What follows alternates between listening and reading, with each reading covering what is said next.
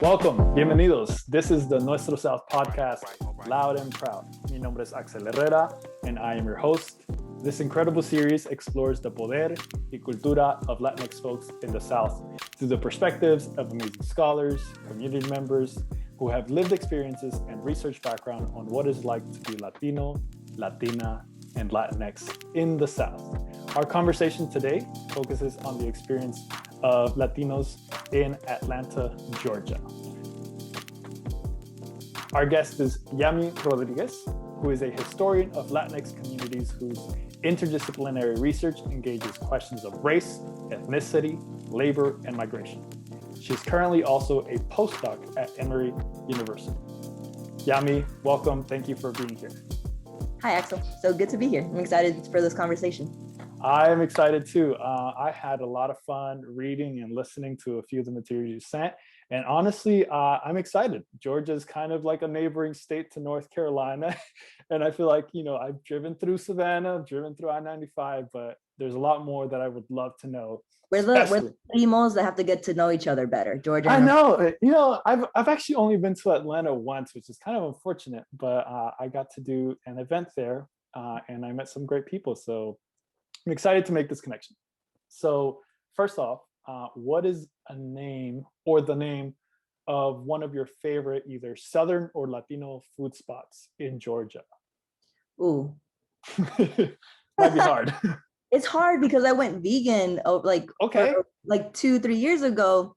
So it used to be like my favorite spot was Waffle House, just like straight up Waffle House. Now, got to be a little bit pickier. My favorite food right now is probably actually a restaurant that some family members own called El Jefe Taqueria. El Jefe Taqueria. Yes. Okay. That's where I can get my gorditas and other norteño food and veganize it. So it's my favorite spot right now. But how do you do that? How do you veganize it? You just ask for no cheese and hope there's no lard in the gordita masa. Okay. And if there is, I just ask them to not tell me. That's it. Oh man, there you go. Vegan in Southern Georgia. It is hard, but not impossible. You just bring nopales to the carne asada. That's it. There you go. Solutions. Okay, next question. Where did most Latino adults that you knew growing up work? Construction. Most, if not all, of the people in my life worked in construction and or cleaning. Do they continue? Yes, that's still the majority of the people in my life, all work in construction or cleaning. We'll definitely talk a little bit more about that. And then this one, kind of reminiscing a little bit. What were your friends like during grade school? So I did an oral history interview for the University of Georgia, and that's the first time I actually thought about my friends from grade school. Mm-hmm. I would seek out other Latino kids when we moved here from Houston. So my closest friends were other like Mexican girls whose family had recently arrived to Georgia. And I made a very specific effort to find people who look like me to build relationships with. Not to say I was only friends with like Latinas, but they were my closest friends, K through 12. How easy was that, or how difficult? By the time that we arrived in the 90s, it was relatively easy. So we moved to a place where a lot of like Mexican as well as Salvadoran and other Latinx people were moving to. So when I got to grade school, it was much different than people who, I got to grade school here in like 95, right? Much different from people who had arrived in the late 80s or 90s or pre-95. So there were always Latinx students in my classrooms. But I still had to ask, and I'll give a shout out to my best friend, Claudia. The first day of high school, I got on the bus and I looked around and saw literally one brown face. And I don't know what overtook me, but I walked up to her and I was like, "Are you Mexican?" And she was like, "Yes." Straight up. Yeah, I was just like, "I need to know." I sat down and we started talking, and it turned out that she was from a pueblo that was like literally 10 minutes from my mom's pueblo. And somehow we had ended up in the same place. I don't know if it was the Espíritu Santo or something, but that's how I would find friends. I would just ask them, "Where are you from? Do I have any?" But again, like throughout grade school, I had very like diverse groups of friends, but primarily like big groups of like Mexican and Central American friends. And just to get some context, how would you describe the place you grew up in terms of urban, rural, suburban?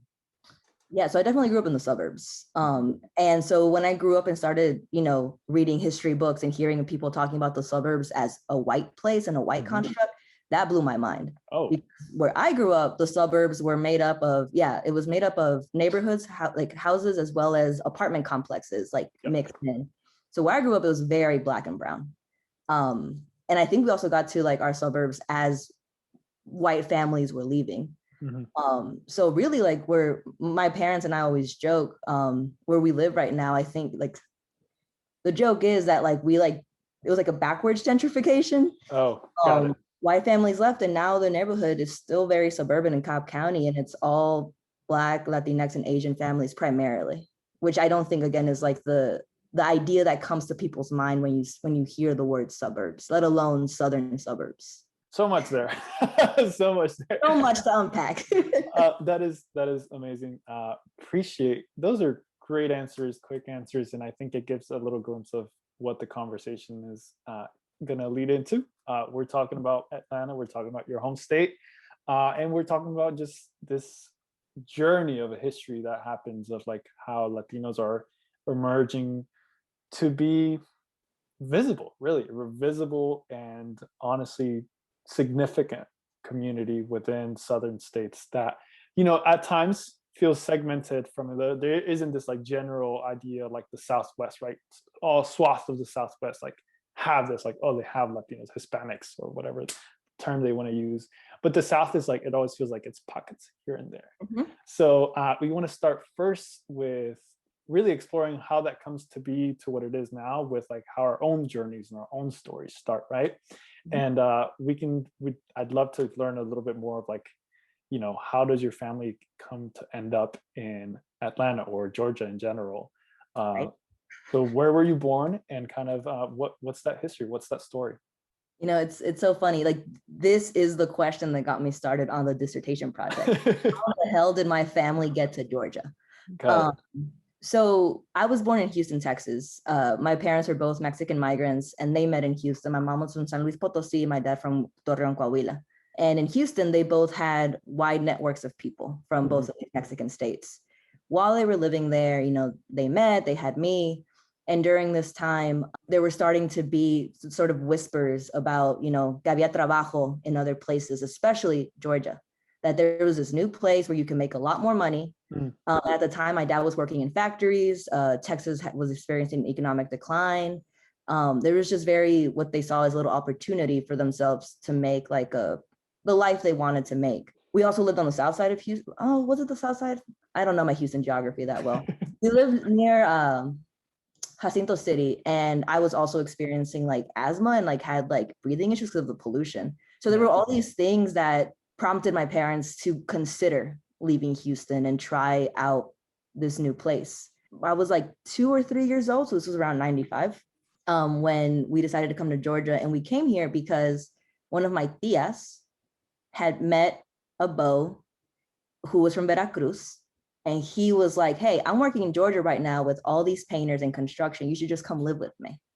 So she came to Georgia, and then she told all her brothers, my dad included. And so I always credit her to being like the first person in our family. It's always like this male-centric story told about early Latinx and early Mexican migration. But no, it was my tia just like, living her best life and moving to Atlanta with like this dude she had just met. Yeah, but but that is what like led my family specifically to move here. And we did a few trips back and forth. We would take the autobus. So I don't know if you've ever seen these bus depots. They I think they're often more common for like Mexican folks specifically, just because of the proximity to the US-Mexico border, however close the South can be to that. So we would take the bus from Houston to Atlanta. We did that, I think, like 2-3 times, and then my parents decided to move permanently here. I'm definitely familiar with some of the buses. Every time there's like a Latino, Hispanic like strip mall, there's like, that's one of the stops when they para el Tornado. Tornado, that's the one I took to Mexico. It was the Adames, El Tornado. Those were the 2 big ones. And there's one that I can't remember, but a tornado will break down. Oh my God, that was the worst. Like a 3-day trip to Mexico, just you and your mom, hoping you don't get left along the way at a random tienda in Mississippi. Like it was just. No. So you said around 95 is when your family arrives. So how old were you? I was a baby. I was 3, maybe turning 4. So essentially you've grown up and up into like an adult and human being in Georgia. Yes, I became a human being in Georgia. All my memories are Georgia, but it's funny. And maybe we'll get into this later, but so our family, essentially like half of it stayed in Houston, and a few came to Atlanta. So elementary school, middle school, even a little bit of high school, we still repped Houston super hard. Oh. Because we saw, even though we had no lived like memories, what can a 3-year-old remember? We had no lived memories. Houston always felt much more Mexican. Houston always felt like home. When we would go visit, we'd be like, oh my God, there's raspas here, there's pulgas here, there's all these things that we don't have access to. So yeah, like I was raised in Georgia, but I didn't like consider myself like a Georgian. That didn't happen until later in life when I moved to Connecticut, and I was like, oh no. Oh, I am a Southerner at heart. But yeah, we grew up with this weird, like weird Texan pride that was Georgia based. Like my cousins all have like Houston tattoos and stuff, like the Astro stars. Oh God, I remember being in middle school and like repping 713. It's like, again, I never had a phone in Houston. I never had that area code. That's hilarious. My connection to Houston goes back in terms of timeline to almost exactly 16 years ago, because that is the first city that my family stopped by when we got to the US. And I have an uncle that's there to this day.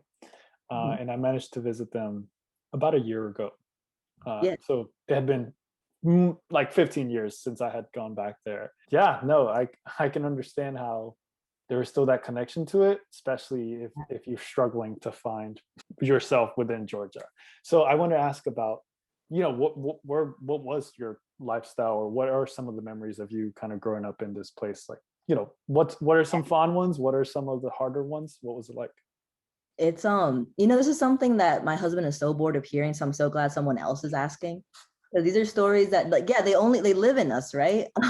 He's probably over there listening. He's like, no, those early years, it was hard. I don't think I realized how hard it was until I was an adult and started doing oral histories and really sitting with the fact that, yeah, I was a kid that lived in an apartment that sometimes had 15 people living in it. Cool. Yeah, because when we moved here from Atlanta, when we moved to Atlanta from Houston, we essentially became part of this broader labor migration. And we say we, but really I mean my dad, right? He was the one working, my mom stayed home with me. So as my dad and his brothers established themselves in construction, they, this narrative of hay oportunidad, hay trabajo, there's better pay, which was all true compared to Houston and places like, well, we had more construction in Houston, where like the labor market was saturated. So our apartment would become kind of like a halfway point, right? Where people would come, test out the market, test out work in Atlanta, then decide if they wanted to bring over like, my tias and cousins and stuff. So yeah, there were times when like I was living with like, 15 people in one place as the only kid. I always had fun. Everyone always was great. It was a very sort of communal living, but looking back, it was tough. Like, my dad wasn't painting. He was like, you remember our first dining table was, I think, a table we found on the side of the road, and our chairs were paint buckets because that's what they had access to. Yes. It's real. It's there. Up to this point, my folks are living a much more different life. It's always hard to say if people are middle class or not, but they're very established. They live in the suburbs. But those were the early memories. My mom didn't drive. Like when we got to Georgia, you could only take the license exam in English. She didn't speak any English. We also didn't have money for her to have a car. So the memories too were also us just always being dependent on rides because of the lack of public transit. Again, as a Southerner, you know what that's like. Yep. I actually recently shared this memory with a class I was visiting. We would need to go. There was one tienda. So we lived off this place. If anyone listening to this is familiar with Cobb County, Windy Hill Road, we lived off Windy Hill Road. And there was one tienda that we could walk to called La Favorita. To get there, there was very little sidewalk access. Okay. So we would walk through a cemetery, which terrified me. We would walk through the cemetery to get to this one tienda. We ended up getting a notice from the cemetery people, and they were like, you can't do this. This is private property. If you continue to walk here, we will fine you. It terrified us. So suddenly we were cut off from this tienda in Value City, where we would go do our clothes shopping. So it was like those kinds of memories, right? But also there were nice memories. This apartment complex my primos moved in. So it was kind of the only place we ever lived that had like a semblance of like the rancho or like back home in Houston where all your family lived. Yeah. That changed by the time I was like, later in elementary school, we moved. And yeah, once we moved into like the suburbs and the house, obviously the experiences were much more different. My mom eventually started to drive, but those first few years were, being dependent on rides, only having a Taco Veloz to get food at. That was literally it. I think Anthony Bourdain went there one time and everyone was like, oh my God. Like, that was the only place that had like actual legit Mexican food at that time. But yeah, those are just kind of like some of the initial memories. But it was never lonely. I knew we didn't have like places to go have fun. I knew there were no raspas like in Houston. I knew there were not as many pulgas as in Houston, but we would go to soccer games every Sunday. We would see all my uncles and aunts and hang out in the parking lot. We would go to the pool and hang out there. There was always things to do, but I think because we were fortunate enough to have like a broader family network that other folks may have not had access to. Yeah, because you had that connection of like multiple folks. You said like, right, kind of like a middle point. Yeah. The conversation about public transportation in terms of, especially if you think about states, I came to North Carolina in 2005, a little bit deeper into like the specifics of things. But in your personal experience, I think as a kid, I remember doing those walks, right? Those walks. And I talked to another scholar who mentioned the same thing, right? Growing up in Arkansas, no public transportation. I feel like we all like, it's something that we share as experiences, but we don't talk out loud. But when you say it, right? When you put it into words, you're like, you too, me too, what? You have to walk everywhere too? My stepdad had a car. There's those first couple years after he met my mother. And then, you tie it to enforcement and taking away licenses. And then the reason we actually didn't have transportation for those few years is because of being detained, of getting license revoked, and then essentially getting your car taken away. If once you have a little bit more awareness, you realize that like these are experiences that a lot of other folks were having, and they're not just normal, right? There isn't something that you were just, oh yeah, it just was like that. No, there are things that based on your history, based on like your circumstances that you lived through. No, thank you for sharing that. But like, it's so real. I don't think it's, this is probably something for like minoritized and criminalized populations, right? So it's not just like a Latino thing or a migrant thing, but probably other folks experience this. Yeah, I don't think like privileged kids grow up being so aware of unlicensed adults in their families. Yeah. I don't think other kids grow up ducking in the car because you're like 10 deep in a car and you're not wearing seatbelts and a cop drives by. You remember doing that? Like, these are things that we all did. Even policía, and oh my God, like, or not turning on the car light at night because the cops could see you and also stop you. Like, just all these little specific things that I don't think other kids grew up so aware of, like their mobility in these places. But no, it's so real. Like, and actually, this is an interesting point. Because you mentioned like, North Carolina now is so hard. Like, it's just like Georgia, right? Like, you can't get a license, right? If you're undocumented. Since 2006. Yeah. So very recently, because when I was growing up here in Georgia in the 90s, North Carolina was the spot to go get a license. Yeah. So that was a whole thing. Watching like, people, there was like businesses around that here. Like, people would like carpool groups of folks to North Carolina to take their license exam. And how about now? Is Georgia still? No, yeah, still no. Okay, but it was earlier. I think earlier they would have. I don't think you were ever able to get a license here without papers. And then the big issue was when they wouldn't allow like a Spanish language test. They did away with that. I have to double check this. Now I'm scared I'm going to be wrong. I find it amusing that the reason I think part of the reason for here was because of long lines of the DMV. And to this day, DMV lines still are trash. But whatever.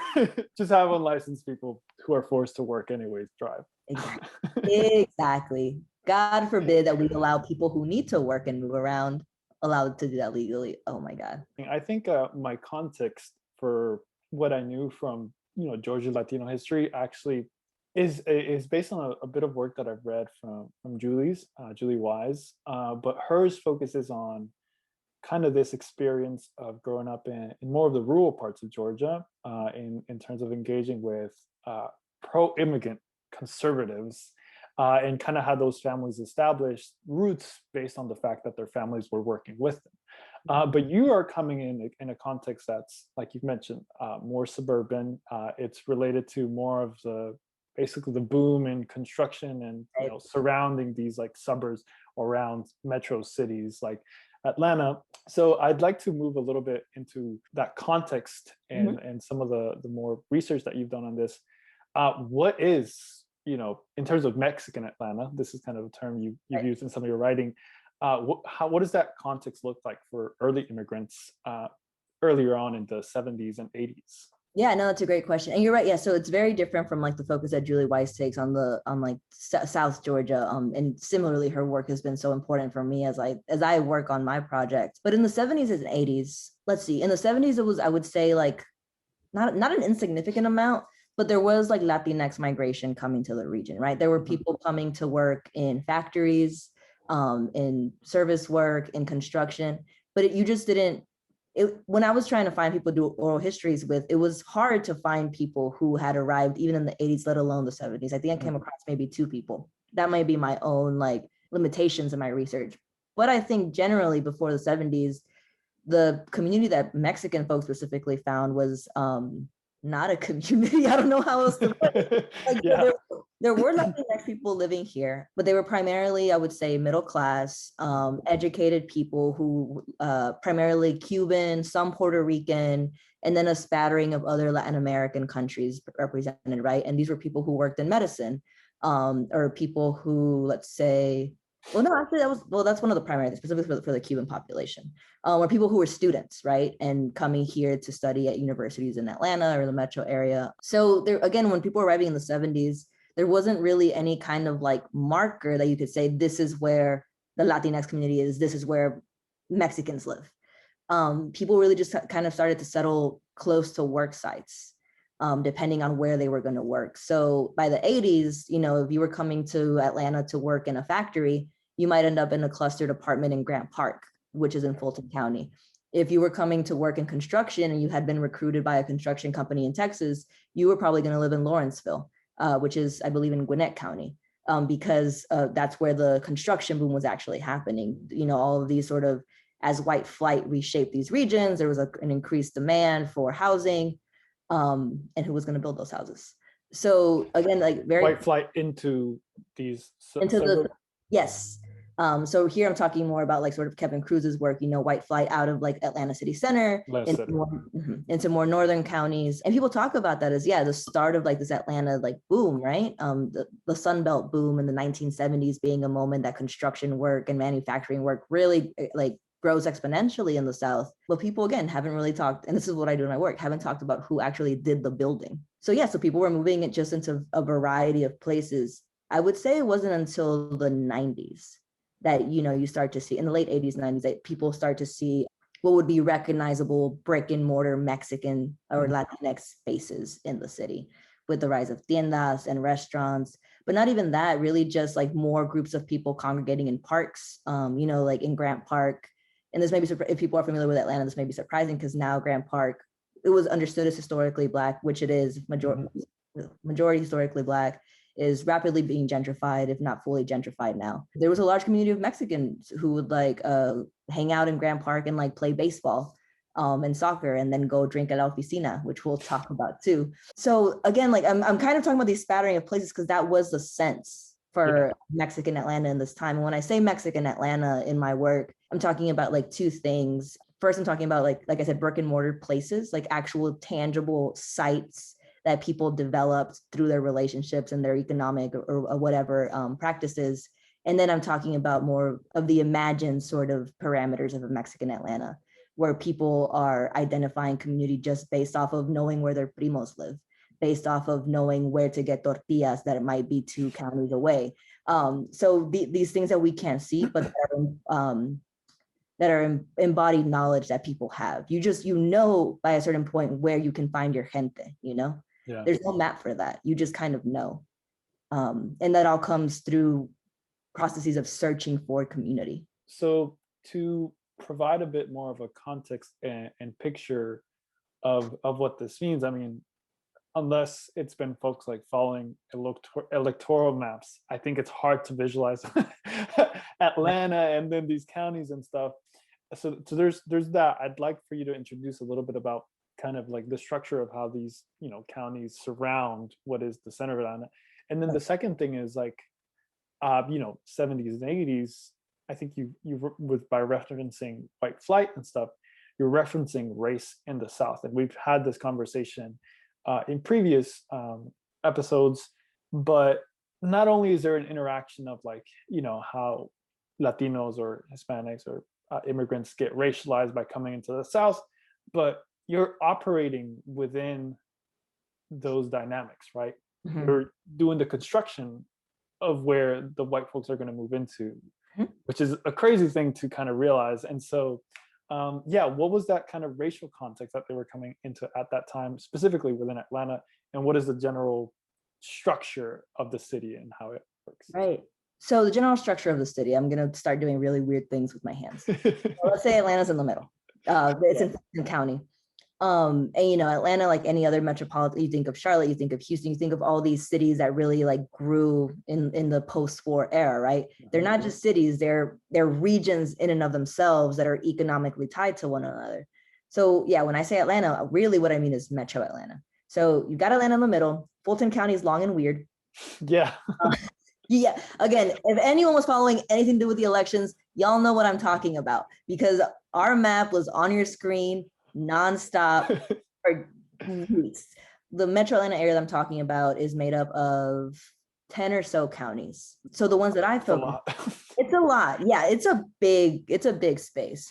So one thing maybe that might help people if they're looking at a map is that a way that, you know, we here in Atlanta understand the differences are, you know, there's ITP, which is inside the perimeter, and that's everything inside 285. And then everything outside is OTP, outside the perimeter, or not Atlanta, but people who just claim to be from Atlanta. You know, people like, because I grew up in Marietta, definitely not Atlanta. And so then the counties that I'll probably be talking about more in this talk, in this conversation are Cobb County, which again was all over the news, Cobb County, Gwinnett County, DeKalb County, which are all kind of to the north of Atlanta. Well, DeKalb's kind of like right near it. And then I would say in terms of race, when white flight really started to take off, you know, in the 50s, 60s, into the 70s, you saw white folks moving out of city center into northern counties. So these were people moving into Cobb County, into Cherokee County, into Gwinnett County, whereas Atlanta itself, you know, would become a Black majority city, as well as just South Atlanta was more associated with Black communities historically present there. So the folks that I talked to the most were people who were moving into these developing suburban counties in the north of city center. So there were people who were moving not into just places that were being shaped by white flight, but places that were just, you know, didn't really have a lot of like people of color, period.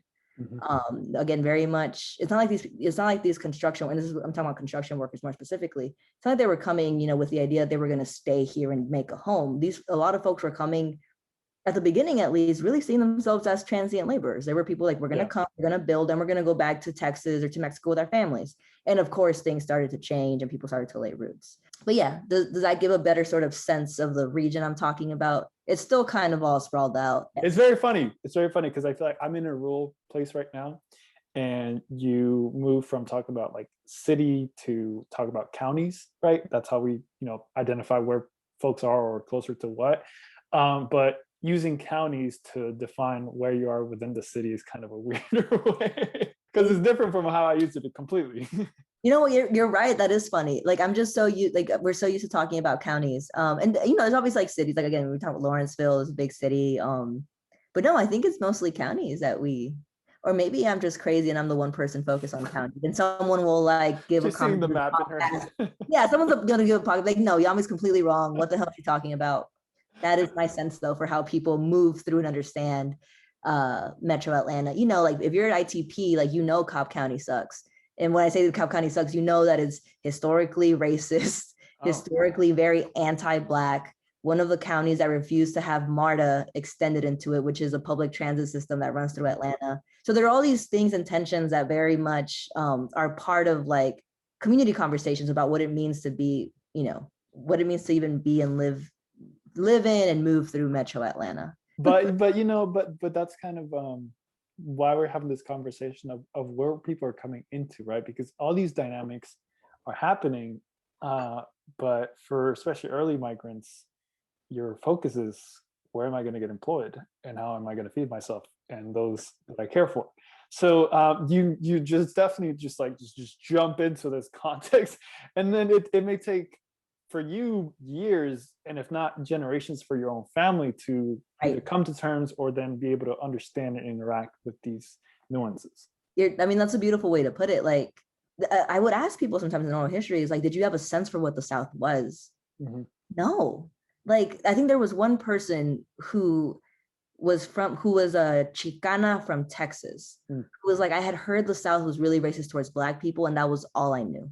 So yeah, like you're saying, like people were arriving and they didn't have this context. They were arriving wherever the work was, wherever they were being told to move, or where their compadre had just like rented a house in the suburbs, right? Like it was very much sort of not taking into account the local, especially if you're a non-Black Latinx person. You don't read, if you're a mestizo or white Latinx person, you were probably afforded more mobility in that time, right? Ability to move into places and feel safer. But I don't know that was like a cognizant thing in people's minds. But yeah, early on, it was just like, donde está el trabajo? That's where I'm going to live.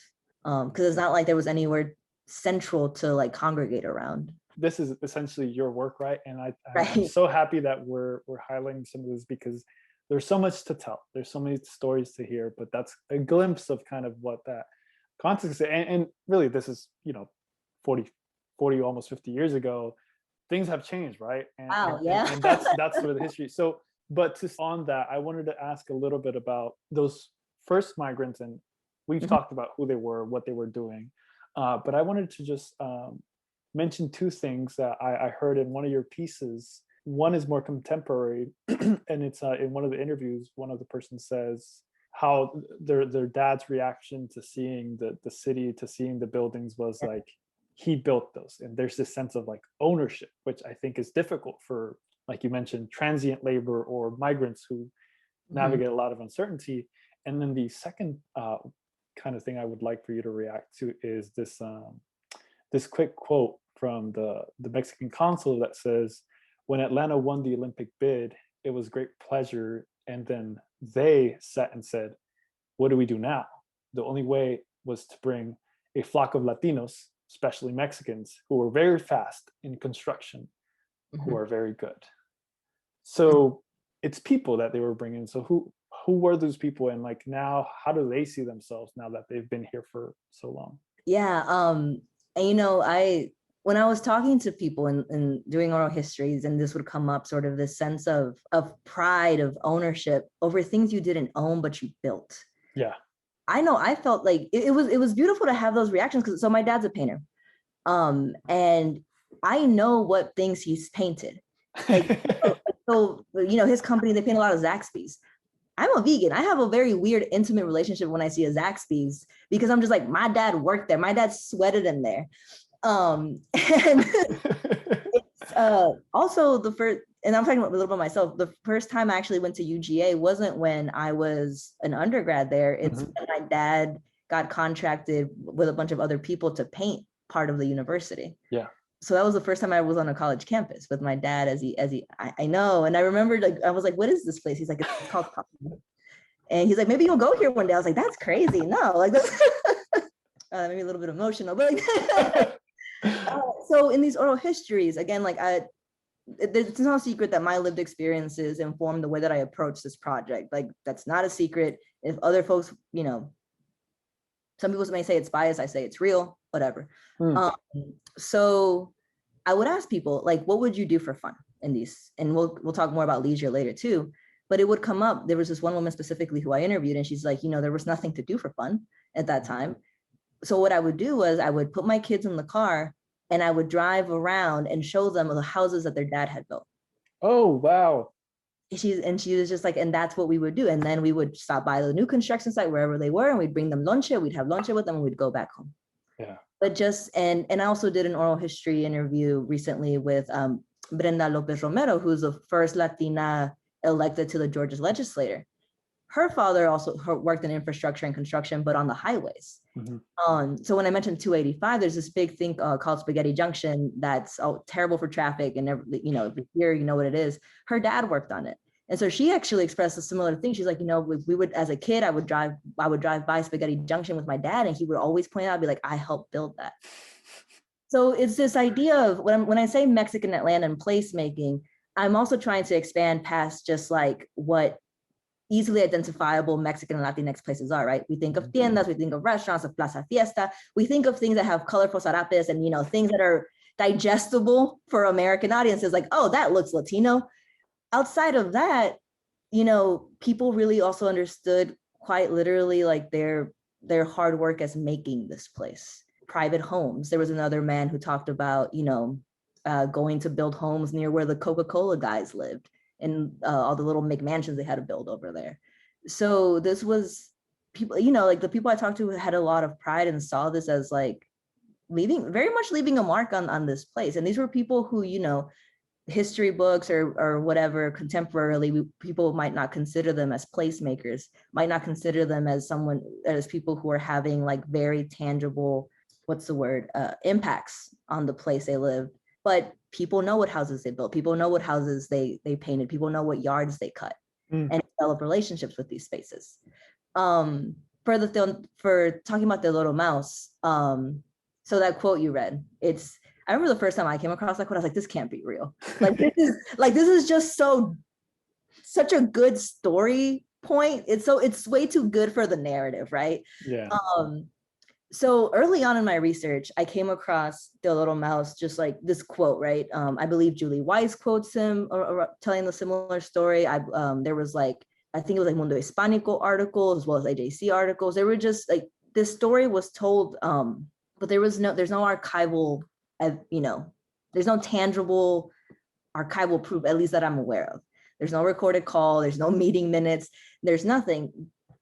But it's a story that has been retold over and over by the community. And it was actually historian Lana Barber, who wrote Latino City, who was a person when she heard me talking about this. And I was like, I don't know if this is like evidence or not. And she was just like, no, the fact that it's part of the sort of popular imaginary within the community makes it significant, and which I very much agree with now. So what Mouse was talking about was, Atlanta hosted the Centennial Olympics in 1996. That is the story that was just told for years, still very much told. The Olympics caused a boom in construction, and then Mexicans showed up, right? Mm-hmm. And that is what brought people here, and that is where people stayed. So what Mouse was talking about was, during this time, he received a call from an INS agent who was like, the preparation for the Olympics are happening. City officials are interested in access to like laborers. We won't be doing any immigration activity during this time. Mm-hmm. So it was kind of all this like hush knowledge being passed informally amongst the community, like, hey, come to Georgia. Es un lugar tranquilo. You know what I mean? Like, no van a pedir papeles. You just come work. And this is how a lot of like our folks moved here. It was like this informal sort of coercing into a place that felt safer from immigration enforcement than, let's say, maybe Texas or California, right? Yeah, especially at the time. Especially at the time, yeah, we're talking in the mid-90s, right? So yeah, and I think a lot of if you talk to just Latinx people across the Southeast, there might be a similar thing. Estaba tranquilo here, because people, again, the INS agency, I think, was smaller. They had a lot more ground to cover than in other places. So anyway, so back to the mouse thing, it became this narrative that really did connect sort of Latinx labor specifically to construction, and more specifically Mexican laborers. Mm-hmm. And not only that, but also like conflating Mexican laborers with illegality, right? The implication that they should all be worried about INS, and that INS not looking for people was a major, which at the time was fair. A lot of people were undocumented. Yeah, I don't know what else to add to that. It's just, it's a little story. And sadly, Teodoro Mouse, may he rest in peace. He passed away last year in 2019. I don't know if anyone ever talked to him about it. I don't know if the story ever got recorded. If not, it's now a memory that we have lost, along with a very important community leader here for Atlanta. I mean, I guess the importance that comes to mind for me is that similarly to what we're sharing, right, in our own experiences, these multiple contexts and like stories and experiences essentially compose what the true history is, right? You can have a sense of like this big narrative or political point of like, this is what it was like, these are the motivations, but the truth of what happens is the truth of what happens to each individual, right? Exactly. And kind of those who are elders, those who have lived through a lot of these moments can tell you, at least from their experiences, what things were like. And I think of this sometimes in a more, I guess, transnational, if you want to use the term, but as immigrants, you tend to lose history by essentially moving, especially from your country. And so whenever I talk to my grandmother, I'm like, who is this? Who was that? When was this? Grandma, find all the pictures you can and send them to me. I've tried to make her do a family tree, but I don't think she has a concept of it. But yeah, so these stories are important, and those folks who can tell, like, what were some of these things, especially now, it's so much harder to, in terms of like anti-immigrant movements or, compromises, like, like backdoor compromises that were made that like, oh, we'll be okay. Or, the boss had an agreement with the sheriff and the sheriff never, came this way. Or there was some restaurant owner, I think it was in the Sampson County area, and I was hearing from the daughter of one of the workers there how she was so familiar, especially in rural areas, they were so familiar with like the local law enforcement and stuff, that she had basically had an agreement that they definitely weren't going to do like checkpoints in like the route to the job. So like these things happen, right? But they're not recorded anywhere. It's right. Recorded mostly on the history of individuals. So I definitely get that. No, again, and again, like you just have these wonderful, beautiful summations of points, but that's exactly it. Like, of course, an agency, especially a law enforcement agency, isn't going to put their racism on paper. They are going to be hush hush about it. And yeah, it's in people's memories that we can actually get access to these things. So yeah, no, just thank you for wrapping that up that way. And then moving on to, so one, there's a context, Latinos, immigrants eventually come here through various means, various channels, and then they find themselves in this location, right? And between then and now, there's this like placemaking effort and journey or process. So I wanted to ask your reaction to it. This quote or joke, what is "no habia ni chiles ni tortillas"? What does that exemplify? Oh my God. So that I heard that so often that it became a section in the dissertation. So when I first started developing the project, and I was like, what am I going to ask people in oral histories? I want to be very intentional. I'm asking, primarily working class folks to give me their time. I want to make sure I'm getting at the story. So I started asking like my family, right? Like, what were the 90s like? Food was always a major thing. Always a major thing about missing, authentic Mexican food or access to staples. And I was like, okay, cool. But they got here in the 90s. It was relatively easier. There were some tiendas here and there. There were some Mexican restaurants. So really it was the people in the 80s that when I would talk to them, oh my God. So dígame, like, what was life like in Atlanta in the 80s? Mija, no había nada. Ni tortillas, ni chiles, ni nada. Okay. And I was just like, and it would always start off as a joke. It was always like, like a means to like develop familiarity and sort of get into the conversation. But really quickly, it just showed the sort of, a few things, the absolute distance from any historically present Mexican community, the distance that people felt from, like I would hear things like, when I was in Houston, I at least knew Mexico was right there. Oh, wow. Yeah. Right. Like for us, like that seems like so like it's so far away. But no, like when Mexican migrant, and again, I keep talking about more, I'll clarify this again for listeners. I keep talking about Mexicans because my project is focused on Mexicans. Yes. That is not to say this is an exclusively a Mexican story. I want to say that again. But yeah, so people would say like when I was in Houston, ahí estaba Mexico, home was right there. In Atlanta, the lack of food and the lack of things like tortillas just was a constant reminder of how far away they now found themselves from home. It was also just like it was sad. People were sad that they such a part of everyday life is especially for like Latinx communities is through our food. So not only are you being you're disrupting your life by moving to this completely new place, this completely new context, you actually don't have the everyday things that could bring some semblance of comfort. So that also leads into the music stuff. What makes a comfortable life for people? Yeah. But it was funny, like this joke, right? So this would usually start off, people would say it and I'd be like, okay, well, where did you go? People had the craziest stories. There was like, oh my God, there was this one tienda that would get Chiles shipment on Fridays. And on Fridays, we would all go and you'd have to fight for the Chiles. Like, it was a scarcity thing. Or this one woman who was like, yeah, you know how sometimes like stores have produce as like decoration? They'll make little like, what are they called? Like centerpieces or something. Like she talked about going into a store and seeing a centerpiece that had Chiles on it. And she asked if she could buy those Chiles. They were the only ones in the store. But it also pointed to this question of like gendered labor in places, which I talk about in the project as well. It's, the people who would usually keep it a joke were the men. They'd be like, no había tortillas ni chiles. I just had to eat whatever was around. The people who would say it and then offer solutions or like ways that they, creatively solve their problems were the women. Yeah. So again, there was a woman I talked to who, she's like, no habían chiles, but I discovered cayenne pepper and that changed the game. Like she was like, I didn't know what it was, but suddenly I was the only one who could make food that almost tasted like home. And so she like cooked for her husband and all his coworkers. She was very proud, like of being, the Mexicana, like sort of taking care of this big group of men who all worked and didn't have access to just buying, quick tacos on the street. But it was, again, like kind of like a little bit different to the transit question we're talking about, right? But just lacking access to things that might make everyday life a little bit easier. Yeah.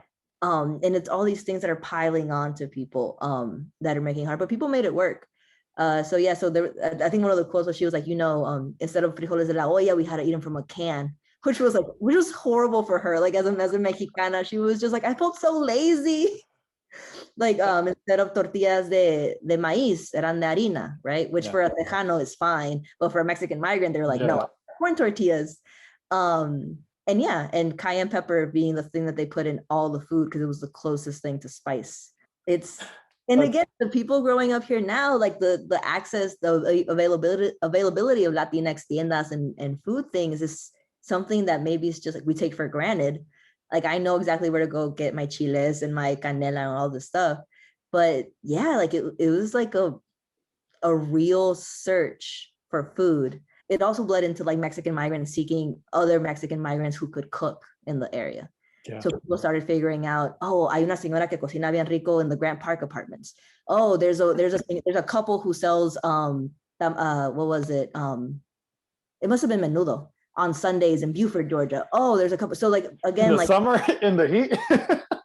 Hey, you need your menudo, you need your stuff. So again, like the search for food items also just resulted in a search for food, period. So again, like, people were just creating these mental maps of where they could get some form of like comfort in the shape of food. And again, I'm talking mostly about the 80s right now. By the 90s, there were tiendas, there were restaurants. It's coming more and more obvious. There's more, like we talked about the autobuses, there's more people bringing mercancía straight from Mexico and Chicago and Houston. So it changes by the 90s. Yeah, actually, one of the things that you mentioned take for granted, and I actually my personal connection to this is pretty direct in terms of, I guess, the supply of chiles and tortillas. So my the first place that my mom came to work at was not a tienda, a supermarket, right? It's a Compare Foods supermarkets. And this was 2005. I think we got to Charlotte, and then a couple weeks after, she was working there in one of the departments. But my stepdad had been with them a few years before that, since New York. And, there's a history of like, how do immigrants kind of manage before? And then for me, I jumped back to like, hey, my parents have been part of like that distribution system of goods and services that we now take for granted for, now almost 15 years, right? Decade and a half. There's a question of like, the jump between that, I think is one of the most interesting things, right? Because it's like scarcity or like managing or hustling some way to make things work, to now, there's this whole industry, which at times, like the Compare Foods, started by a Dominican entrepreneur in New York who decided, there's Latinos in North Carolina, and I should go and establish 4 or 5 different grocery stores in Charlotte, right? Or, that's how my family essentially traces their movement to the new stores that were opening across North Carolina. And now it's like, obviously, like the construction and the subcontractors have their things, but like this owning your own thing and then providing a service for other, like this, like it starts informal, and you describe some of them, but then like those connections and that social capital essentially develops into entrepreneurship, which is a crazy power to do when you have so little resources.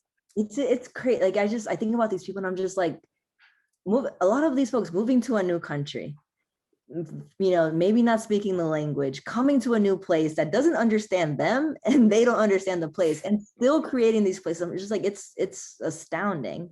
Yeah. But yeah, tiendas are such a big part of like, and I have a colleague who his name is Rudy. He's a professor at KSU. He's from Chicago, and he is so taken with the fact that there's a tienda chain here in Atlanta called Supermercado Chicago. So kind of like you're saying, these entrepreneurs in traditional Latinx destinations suddenly realizing, oh shit, there's growing markets in the South. Yeah. Let's go down there.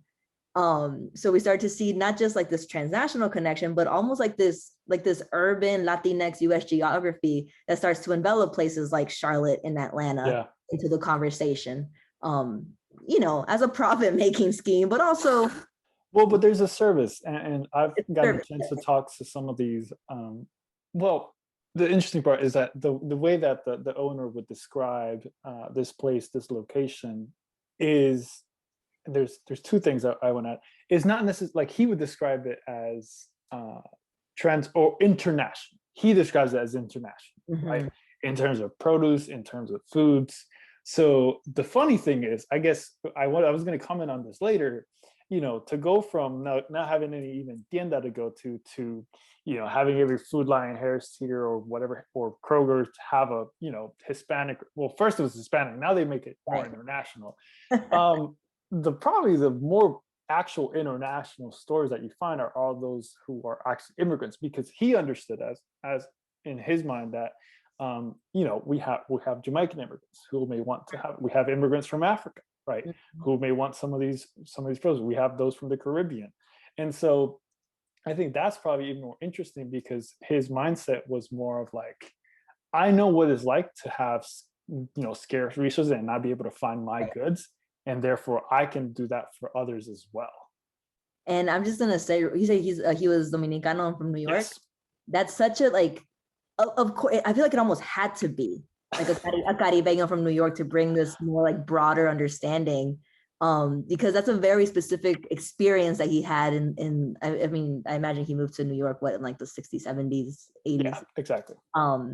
No, I love that. Like, it's because, again, like he had an experience that a lot of people moving to the South would not have had. Maybe now it's very different, but yes, I love that. It's so cool. You've mentioned a little bit of these connections to traditionally receiving cities or destination cities, like Houston, Chicago, or other things. So from some of the conversations I've had with others, there's obviously like a wave of migration from Latin American countries to the South, like that direct, but there's the connection from within the United States to southern cities, or like the Southeast in general. What, for some of these immigrants, we can talk about more contemporary or historically, like older ones, what was the vision of like home or ideal city Right. that they wanted to belong with, or I guess they wish they had in Atlanta? Mm-hmm. I'll stick to the, again, like the 80s when people sort of, I hate this word, but I'm trying to find a better word, but like when Mexican pioneers were, right? Like some of the first, I don't know, early arrivals. I'll say early arrivals. But yeah, so this is something I'm grappling with in my work right now. Like when we say traditional, you and I have been saying traditional destination sites, we're talking about both regions and cities. So we're talking about the Southwest as like a traditional place for Mexican American Chicanx people. We're talking about Chicago for like Mexican and Puerto Rican folks. We're talking about New York for Dominican and Caribbean and other folks. Houston for like, so there's all these ideas, like these sort of racial geographies we have of existing ethnic communities. Yeah. So when people were arriving to Atlanta, again, this new place that they had very little sort of understanding or regional understanding about outside of like labor opportunities, the way that people would narrate those early years in Atlanta was always by comparing it to where they had already lived. Yeah. So people that had moved from Houston, they would like, and also these were young migrants, right? These were people in their 20s, maybe even younger. So people would talk about the absolute lack of nightlife, how there was nowhere to have fun. There was nowhere to go to a baile. Like you're coming from Houston where all the big bandas, or I guess banda wasn't big, where all the big like conjuntos and grupos are playing. You have like, you have your norteño clubs to choose from, your tejano clubs to choose from, your Chicano clubs to choose from. And suddenly you come to a place where there's nothing. So people like I think especially in the 80s early on, people were looking for places that could, again, we're talking about the comfort of food, right? But they were looking for places where they could enjoy themselves and have leisurely places that cater to their needs, that cater to their lived experiences. So it's funny, early on, like there's some, news articles. One of my favorite news articles I came across was it was called La Nocha Borra las Differencias. And it was like Mexican men dancing with Anglo women in like a country club. Because country was the closest thing to rancheras. Yeah. So again, I think early on it was just sort of this like searching for things that could, hell, for lack of a better way to say it, to make you feel good, or places where you could feel good or find good feelings, right? Kind of same thing with Chicago. People who came from Chicago talked about, here in Atlanta, there was a lack of just like places to buy like Spanish CDs. There was a lack of just all these CDs, yeah, those things that existed. Those things, so for the kids out there, these things called CDs. They're like circles, and then you. Oh God! And when they scratched, you would put them in the freezer. Yeah. I did that. I don't know if other people did that. I think I remember. Well, you just triggered the memory. Yeah, all these things that we have repressed. So it was, but again, like this. So the question of like how would people consider making home here? I think it's also a hard question to answer because, as I mentioned, these early arrivals, a lot of people didn't see themselves as staying in Atlanta. Yeah. They saw themselves as still sort of being these circular migrants. They were going to go back home. I know people that have been here for decades now and are still just like, no, I'm going to go back to Dallas. That was my first home. Or I'm going to go back to Mexico. Like, that's where I'm from. Yeah. But again, it's mixed. There's someone else. And I started asking people where they wanted to retire and be buried.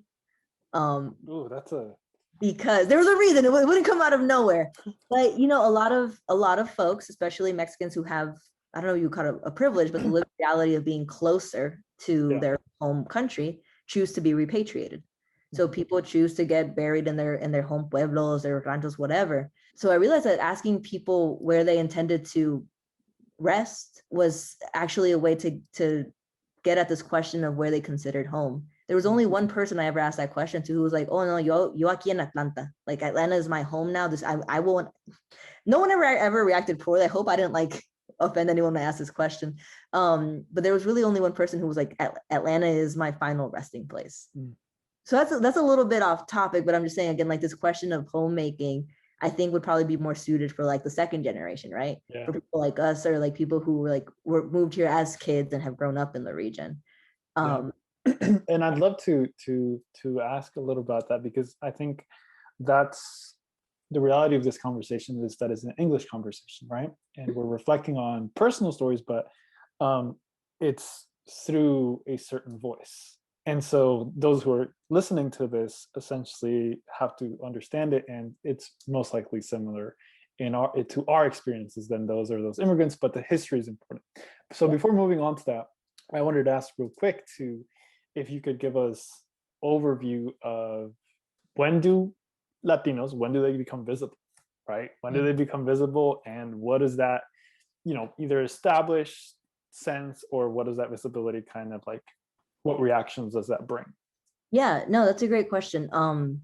So I would say, again, if like in the 80s, people were still just kind of like in searching for places. And then in the early 90s, you start to see some brick and mortar sites being built, tiendas and stuff. This isn't a part of my research. So this is coming more out of just like a lived experience background. I would say like the increased visibility of Latinx people in the South came when like kids entered the school system. It started happening like in the, I mean, it was suddenly when these school systems that, again, so Cobb County being shaped by white flight, where it was a majority like white student population, they were gonna notice when suddenly third grade was full of Latinos, many of whom needed ESL classes. Yeah.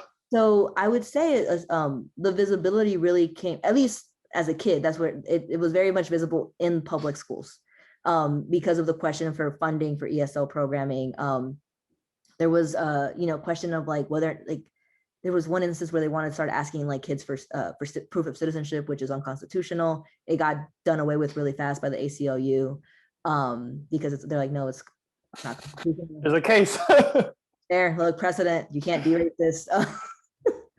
Oh God, I guess the word isn't racist. It's anti-immigrant, but that's getting a little bit ahead of myself. I guess I would also say people started to, the Latinx community, and again, specifically Mexican community, became visible by the late 90s when the English language paper started really highlighting like, Mexican restaurants to go eat at. Like there's now a tortilla manufacturing. And it was these places that were both, Mexican founded, run by Mexican labor, that became really sort of easy targets for INS activity. Yeah. So by the late 90s, you start to see INS raids at work sites. You see them at restaurants. You see them at manufacturing places that are managed by like Mexican American people. And it's so the visibility was responded to by anti-immigrant action. Again, this idea that these people are, as I mentioned before, conflated with illegality. So these people should not be here. They should not be working here. Their kids should not be here. They should not be in our schools. And obviously this is an oversimplification, right? But I would definitely say that as the community grew and people have started to understand, okay, this isn't a transient community. These construction workers aren't just going to go back home. These manufacturers aren't just going to leave back to a country, their home country. They're staying and they're having kids and they're having families and they're buying homes. That's when you start to see some of those tensions rise up.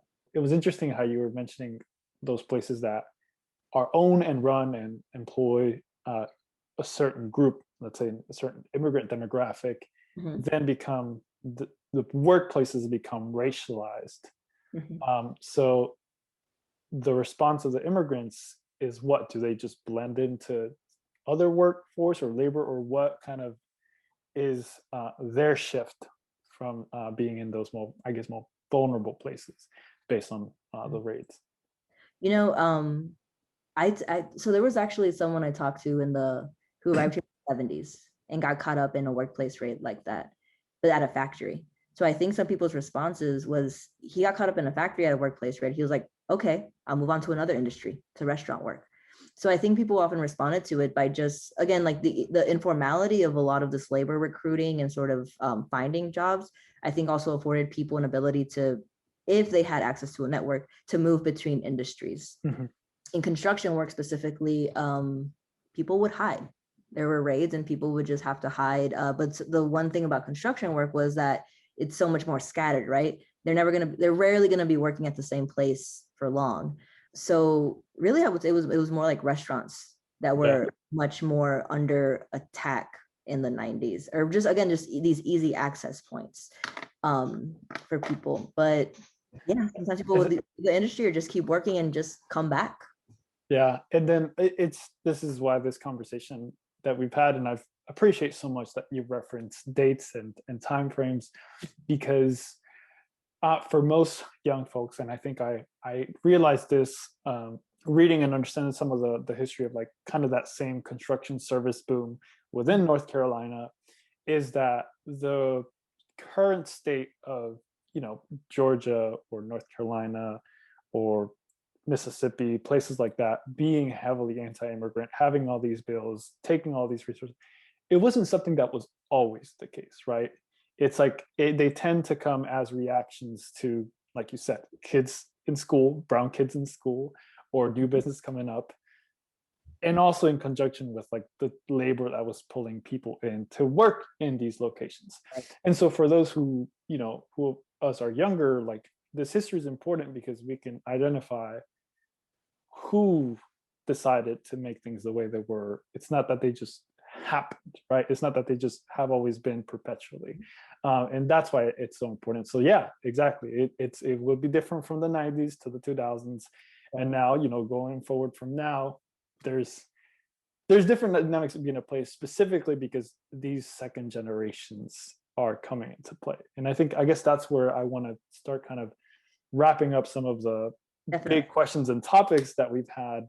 The second generations are important because I think we start asking ourselves questions beyond the how do I survive, how do I work, but how do I belong? And to start that conversation, I want us to talk about bailes and música, because you referenced it before. So I guess we're still doing a little bit of the history, but like tell me kind of more about what exists now today for, like, you know, that second generation Latino. So we start with like, what was this thing that you mentioned of la oficina or el mustacho, that these young immigrants were basically getting introduced to or interacting with?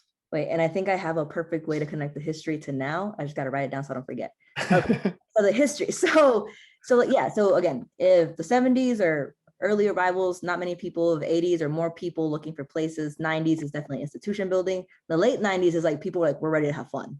So early on, it was people like, you know, getting like essentially redneck clubs to agree to having Mexican nights. Oh. So el Mustacho was actually Mustache Mike's that Mexicans called it Mustacho. So, okay. So there were all these places where people were like slowly starting to put out feelers for like, where are places that Mexican folks will have access to? And again, like I'm gonna go back to like the probability that like not being seen as Black or not being racialized as Black, not all Latinx people, but a lot of Latinx people probably afforded spaces to white spaces, right? And this is more along Julie Weiss's argument about South Georgia. So it started with that, sort of developing these relationships with like country spaces. Yeah. And then it became obvious that, hey, there's a lot of Mexicans here. There's a lot of Latinx people here. Not a lot of like bands and like baile spaces though, or venues that are owned and run by Latinx people. So by the late 90s, you start to see Buford Highway is known as the International Corridor here. It's in DeKalb County. Oh God, I really hope I'm right. Again, I don't want to get dragged by anybody. They're like, she's supposed to be an expert.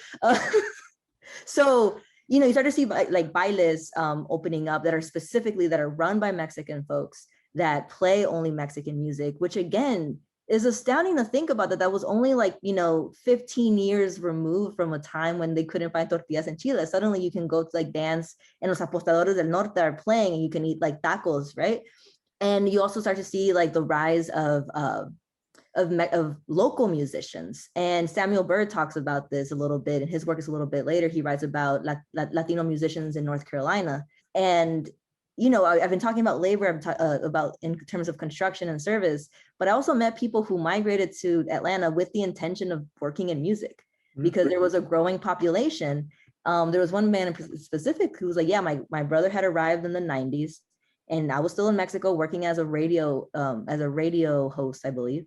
And his brother called him, he was like, hey, like there's so many Mexican people here, but there's no bands. Like, yo, and Mexicans, there's another person who was like, El Mexicano needs a band for the quinceañera, for the wedding, for the bautismo. So there was like all these things, again, like people wanting to get back aspects of their everyday life in a way that like fulfilled them, right? So Yeah, so the late 90s, early 2000s is just like this eruption of Latinx nightlife. A lot of Mexican bailes are open. But I will say importantly, these are very sort of male-centric spaces, right? These are places where Mexicano men can go y se pueden emborrachar, pueden bailar, they can rest after a long work week. That's a lot of manual labor or factory or whatever kind of labor. Women are rarely figured into sort of what the baile space should be outside of, I want to be careful about how I talk about this. In the project, I talk about the recruitment of sinqueras from places like Houston.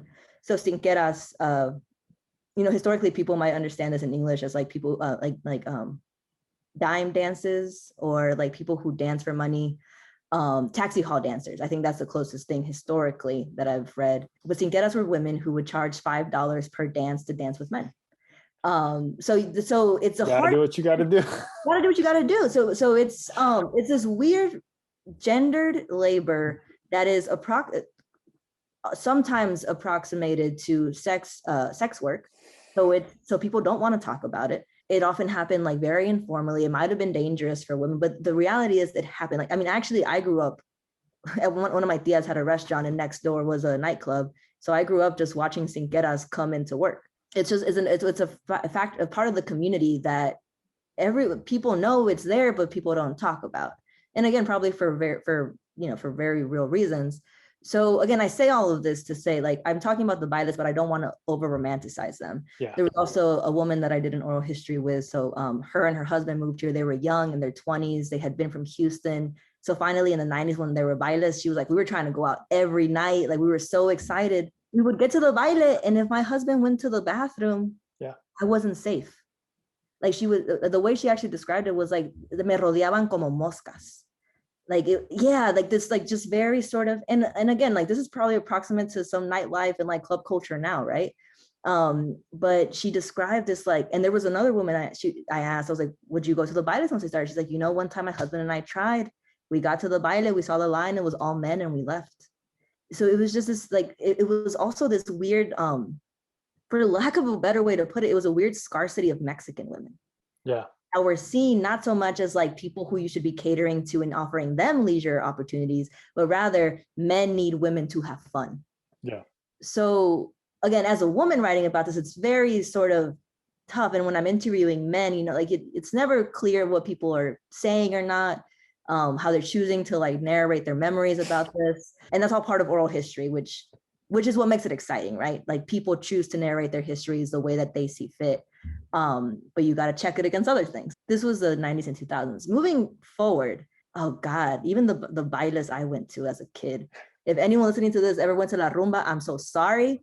But so by the 2000s, it wasn't just Mexican bailes, right? It was like broader pan Latino like bailes. So there was this one place, I think it was the Atlanta Peach. You would go and there were two rooms. One was bachata, salsa, and merengue, and one was Mexican. And that gives you sort of the sense of like what the community was like. I never went there because they actually checked for real IDs. So I could only get into the places that took fake IDs. It feels very weird to be like admitting this now as an adult. But these were, again, not very queer friendly spaces, not very female friendly spaces.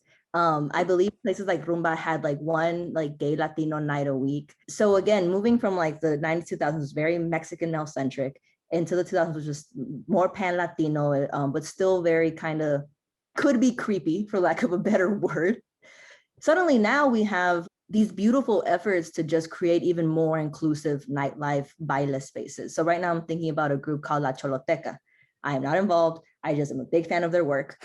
They are a queer, primarily women-led group of Latina women or Latinx people here in Atlanta that very much started their efforts trying to offer like parties where they play all, they'll play Tejano music, they'll play Mexican music, they'll play reggaeton, they play everything. And it's very specifically a pro-immigrant, anti-racist place there, it's like, I think they have this big, beautiful sign that's like, we are pro-Black, we're pro-woman, we're pro-immigrant, like we're pro-queer.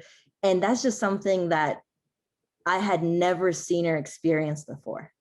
And again, I think this is something very much coming out of a second generation, or people who moved here when they were older, or people who have lived in other urban spaces with large Latinx populations that see sort of the possibilities for expanding the parameters of what a community is. Yeah. Which I think is absolutely beautiful. So again, La Choloteca, if anyone listening to this, check them out. They're super cool. No, I think that's a great way for you to put it. And a possibility, right? And that's where, so I'm technically 1.5, right? But to whatever extent possible, the benefits and the privilege that I've received by coming at such a young age gives me that. It's just that I have these memories of Honduras. But that question of possibility is so much more salient to those of us, because it doesn't seem like your labor options are static, or not necessarily, right? Depending on the context, especially for someone that had the opportunity to get an education like me.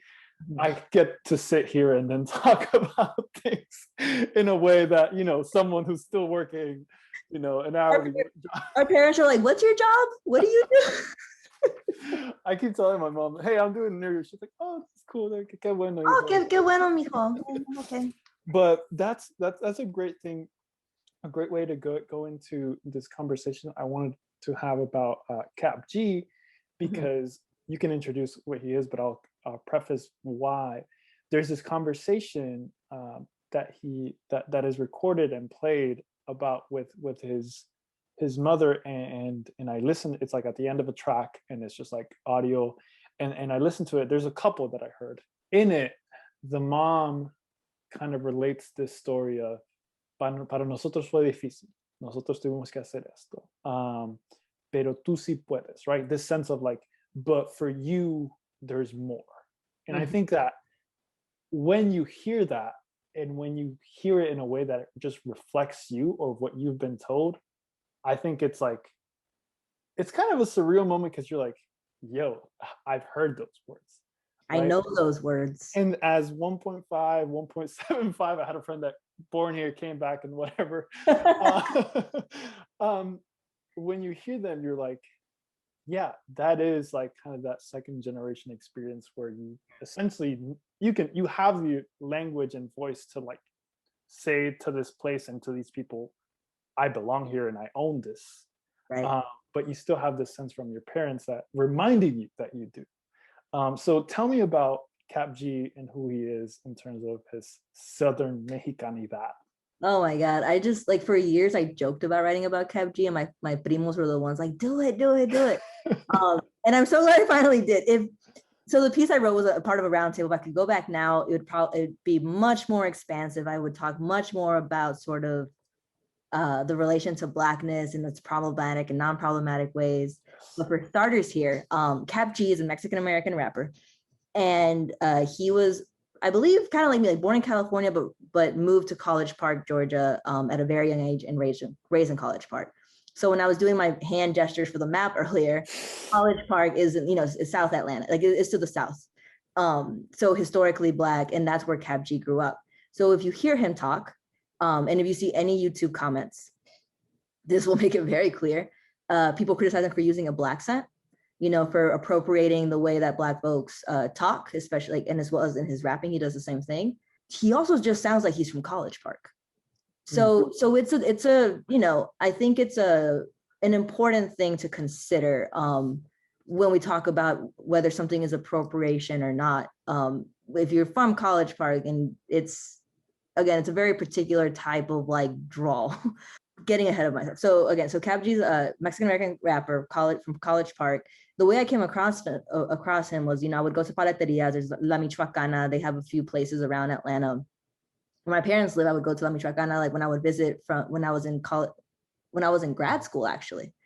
So I would visit and I would see these posters for this dude named Kap G.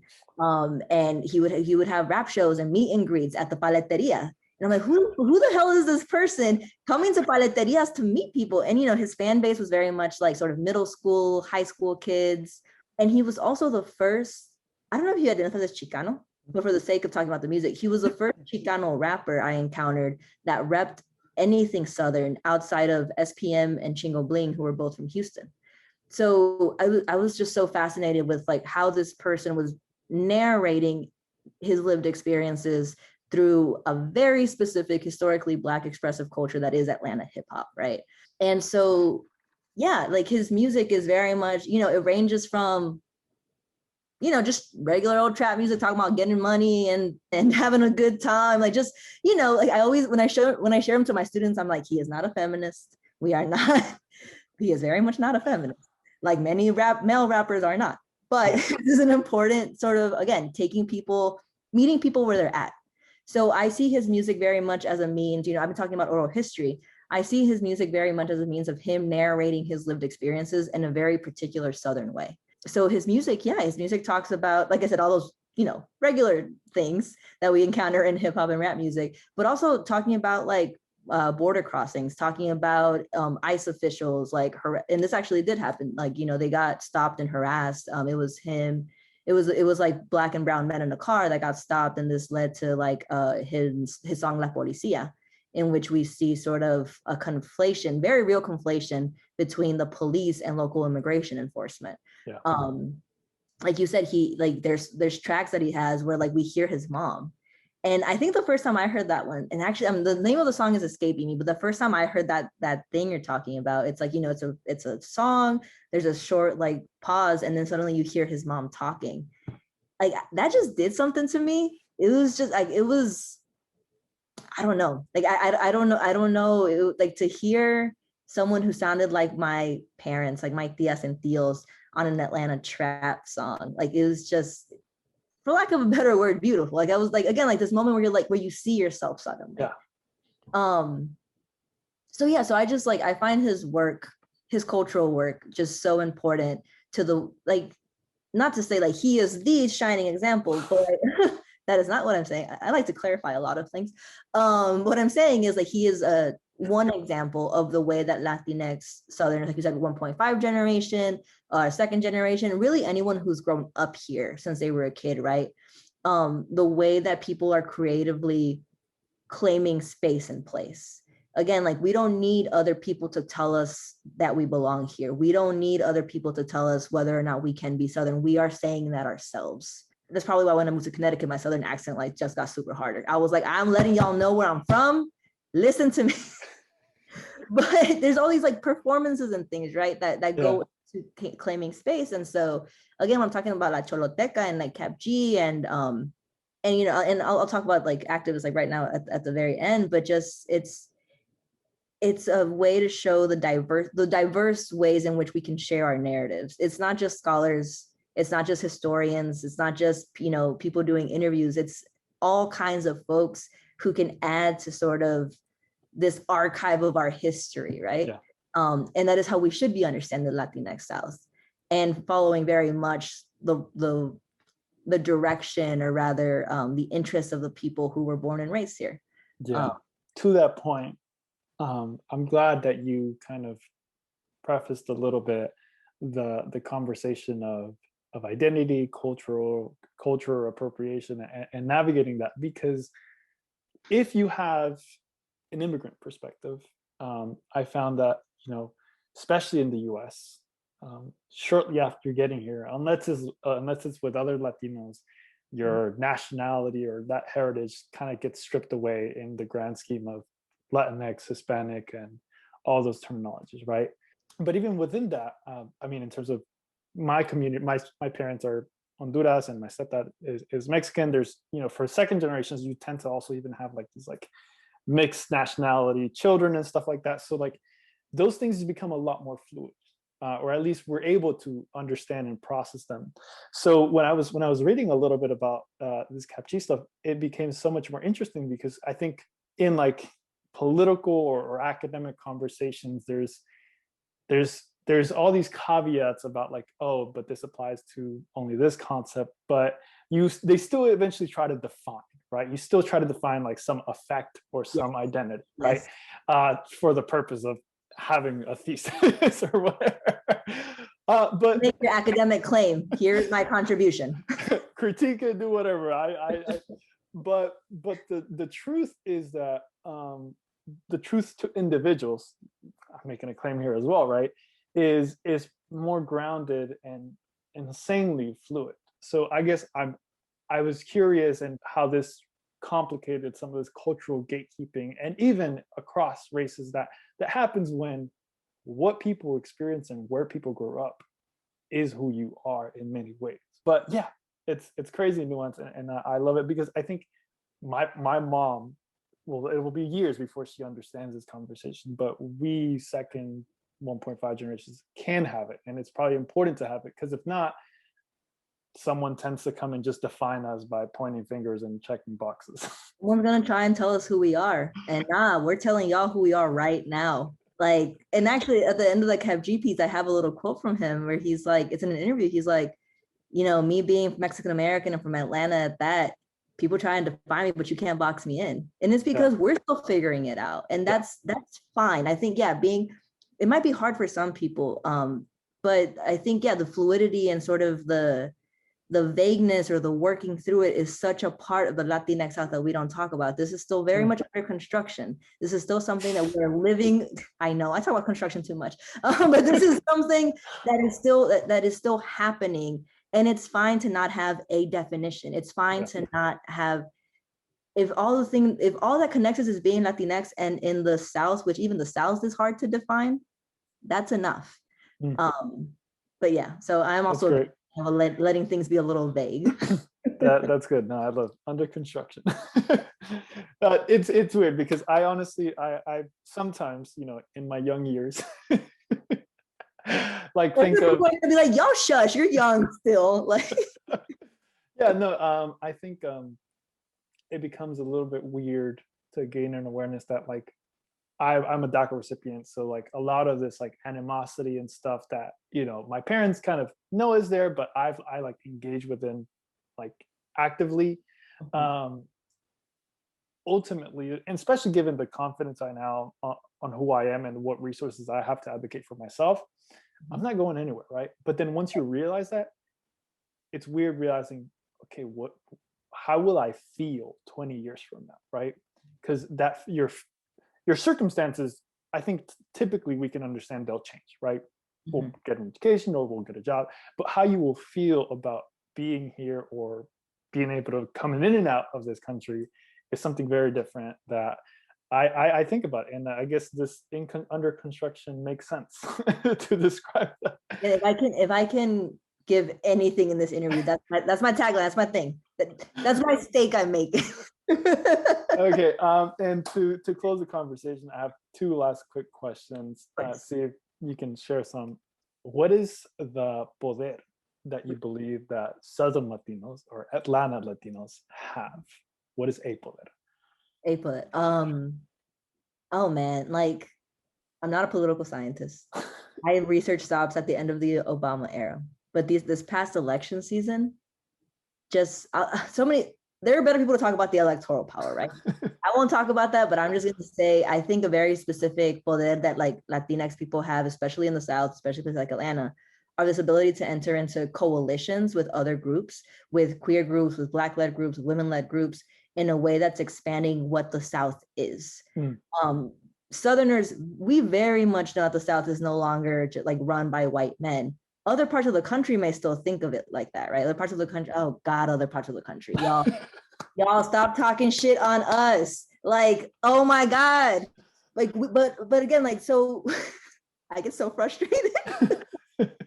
I realized this, it started frustrating me like in middle school. So I've come to learn more. Yeah, I get it. Like, oh, Northerners think they're so much better. No, they're cool. But I think that's a big part of it, that Latinx people like are in a particular position to expand these coalitional possibilities that are political and cultural, right? So this past election season, Georgia Con Ganas, which was part of Mi Gente, which is a Southeastern regional group, I mean, they came out, like my parents for the first time in their life got Spanish language resources on voting in Cobb County.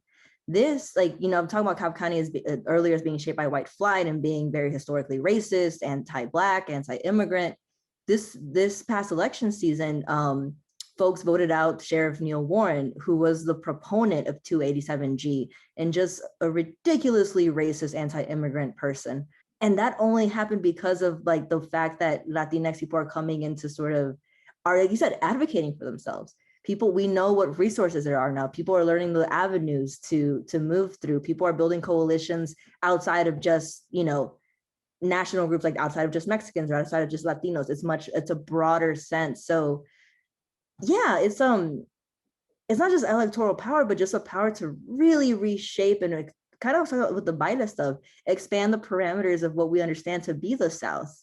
And falling in there would also be like the very large Asian American community in the Latinx South too, which that's the next podcast I want to hear so bad from Asian and Asian American folks growing up in the South. But yeah, so that'd be a big thing. Also, just a little thing, the fact that we're doing this, right? That our community, generation wise, our community is still very young. And I put entre comillas for people that are listening just to the sound. So we're also in a place where, we have access to institutions, to education, to things like doing podcasts. We're getting to tell our own stories. And that's also a very particular type of power that I hope people acknowledge that they have, that we have a way to sort of really shape what the Latinx South is, or what it is, what it will be, with our voices and narratives at the center of it, rather than being told what it is or who we are. Exactly. Yeah. And this is part of it, right? You are part of it. This is part of it. Lastly, to close off, last question we always ask is, what is something that for you represents the concept of Nuestro South? Okay, can I give a not serious answer and a serious answer? Yes. Okay, so my not serious answer is whenever my dad calls himself a redneck ranchero, I'm like, that's so beautiful and weird. Wearing your camo, going mudding. In the suburbs? Yeah, just so that. I'm like, that's the most Nuestro South thing I could ever hear. The serious answer though is, because I saw this question, I was like, what really brings up this image? And again, I'm thinking about coalitionally, I'm much more taken with Latinx people who are interested in coalitions and sort of, see Latinidad or being Latinx as a shared experience rather than a shared ethnicity, which nah. Maybe we can get into that in the show notes or something. I don't know. But so I'm really thinking about, there's a Mexicana artist who I believe is formerly undocumented, now documented, named Yami. And she's done a podcast as well. Her work is out there, but she paints murals. And she does these beautiful murals that depict migrants in Atlanta in a way that are just absolutely beautiful. It's very much focused on people's profiles, on their hands, on butterflies. So, the monarch butterfly being a big imagery earlier for the undocumented student movement, later for DACA.